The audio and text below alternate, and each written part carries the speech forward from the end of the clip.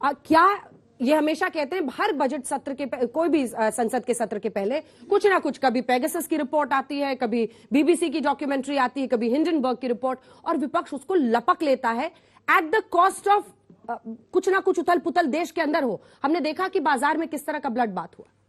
देखिए, उथल पुथल के तो ये नायक हैं। अगर बीबीसी ने 2002 दंगे की बात की है तो ऐसा हुआ नहीं है क्या, नंबर एक।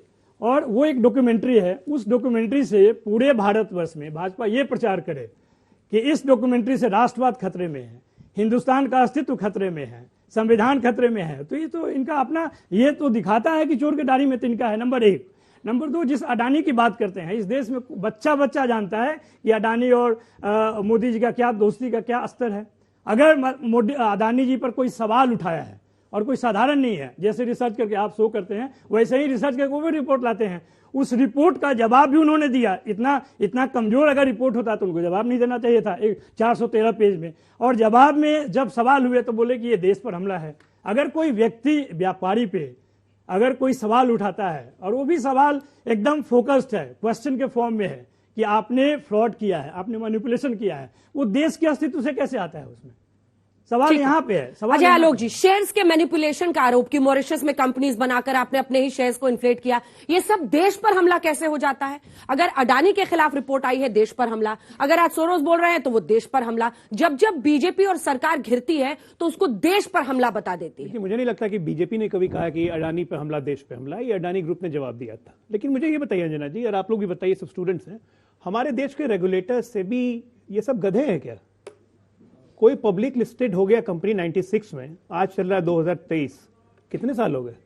27 साल पहले पब्लिक लिस्टिंग कंपनी हो चुकी है, उसके 8-8 कंपनी शेयर में लिस्टेड हैं, और वो घोटाला कर रहा है, इन्फ्लेशन कर रहा है, उसको कांग्रेस में भी उतनी मदद मिल रही है, मोदी जी भी उतनी ही मदद कर रहे हैं। पता नहीं देश कैसे चल रहा है, क्या नैरेटिव है ये? और एक कंपनी के कारण पूरे देश की इकोनॉमी का भट्टा बैठ जाएगा। मतलब हमारे देश की अर्थव्यवस्था इतनी कमजोर है कि अडानी के शेयर लड़खड़ाएंगे तो देश बैठ जाएगा।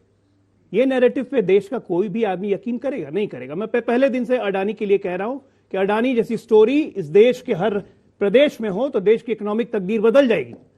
बेरोजगारी और की बात करते हैं लोग, इस देश की 140 करोड़ आबादी, सबको सरकारी नौकरी मिल जाए, संभव है क्या बेरोजगारी? अगर हमारा इंडस्ट्रियल क्लाइमेट देश का अगर डिस्ट्रॉय होता है तो इससे सबसे बड़ा नुकसान किसको है? देश को है या किसी और को है? समस्या है कि अपनी राजनीतिक रोटी सेकने के लिए अगर आप इंडस्ट्रियल क्लाइमेट को राजनीतिक चश्मे में उतारने लगेंगे तो बड़ा दिक्कत हो जाएगा। इंडस्ट्रियल क्लाइमेट को राजनीतिक चश्मे से उतार रहे हैं ताकि मतलब अडानी आखिरकार दूसरे नंबर के उद्योगपति बने, ये अच्छी बात होनी चाहिए ना। आप लोग तो इस पर छाती पीटने लगे। नहीं, जब वो दूसरे नंबर पे थे तब तो छाती नहीं पीटते थे।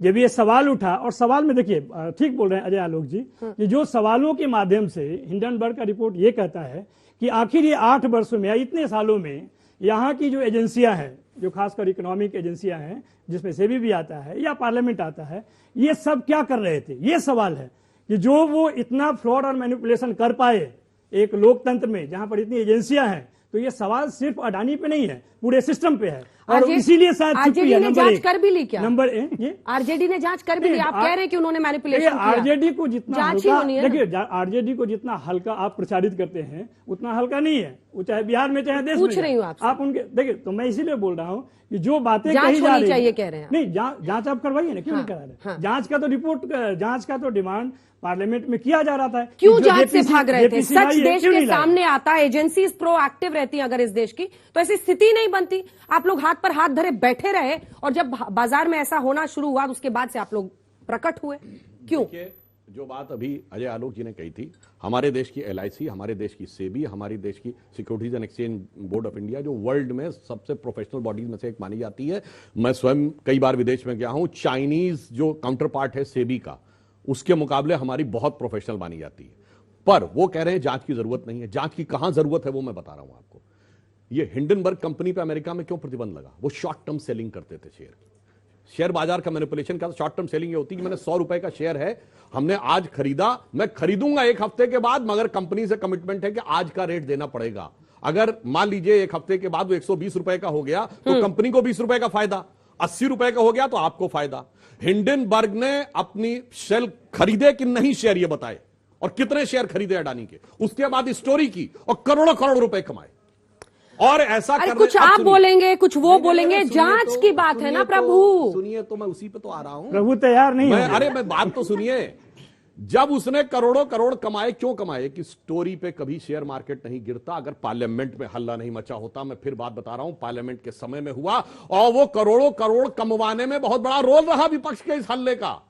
और इसीलिए अमेरिकी कोर्ट ने प्रतिबंध लगा दिया है कि वो किसी कंपनी के बारे में स्टोरी नहीं लिखेगा क्योंकि खुद शॉर्ट सेलिंग अरे करता तो है। यही जांच करा नहीं, दीजिए ना। सुनिए तो। नहीं, हिंडनबर्ग ने विपक्ष के बहुत किस अच्छी। नेता से बात की? आपने कितने मेरे मुंह की बात छीन ली। हाँ, बताइए मैं ना। उसी बिंदु के ऊपर आ रहा था। बताइए। मैं अपने विपक्ष के सम्मानित लोगों से पूछना चाहता हूं कि ये भारत के कानून का एक क्लॉज बताएं जिसके तहत कोई ऐसी कंपनी जो भारत में काम ही ना करती हो, विदेशी कंपनी को भारत की कोई जांच एजेंसी जांच के लिए बुला सके और जेपीसी जांच के लिए बाध्य कर सके। ये कोट कर दे, मैं बता देना चाहता हूं। इसी कारण से शायद बाल बुद्धि शब्द को भारत की कुछ राज्य विधानसभाओं ने असंसदीय घोषित कर दिया है।